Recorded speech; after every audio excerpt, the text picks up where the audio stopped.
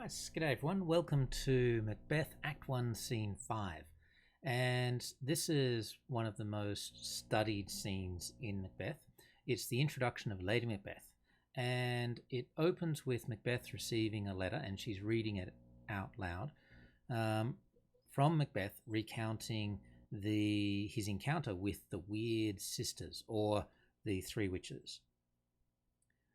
And from here, we have Lady Macbeth's response to that. So she says, Glamis thou art, so you are Thane of Glamis, and Cawdor, you are Thane of Cawdor, and shalt be what thou art promised, so you will be king. Yet do I fear thy nature, it is too full of the milk of human kindness to catch the nearest way. So here she is very skeptical of her husband's character, his personality.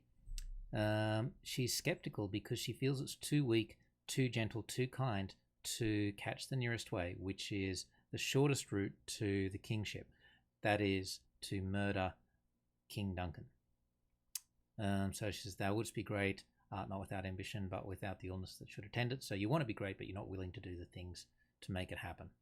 Now, she goes on like this for a while. Then down here at line 15, she says, or starting on line 14, hie thee hither, that I may pour my spirits in thine ear and chastise with the valour of my tongue all that impedes thee from the golden round.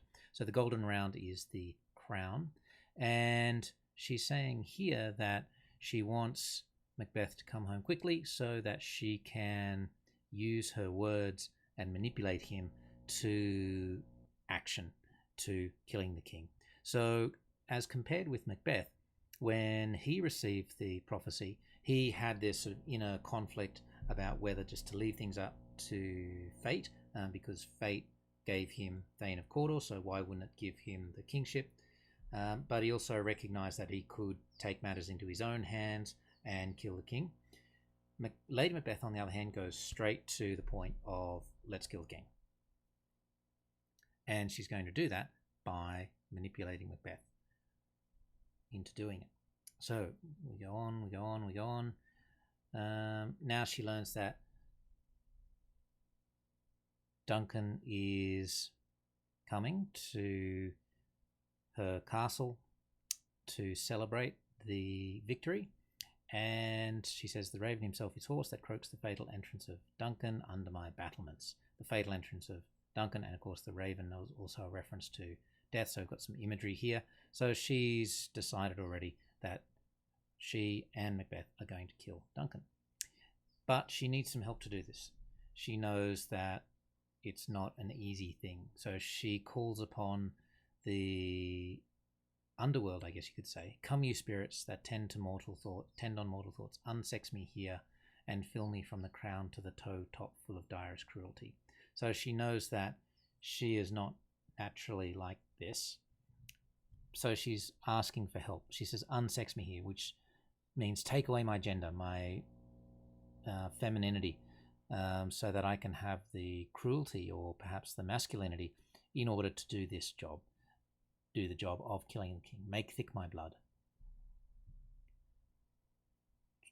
And stop up the access and passage to remorse. So she's aware that killing someone, murdering someone, leads to guilt and remorse, and she's requesting or praying to spirits to prevent that guilt and remorse from happening.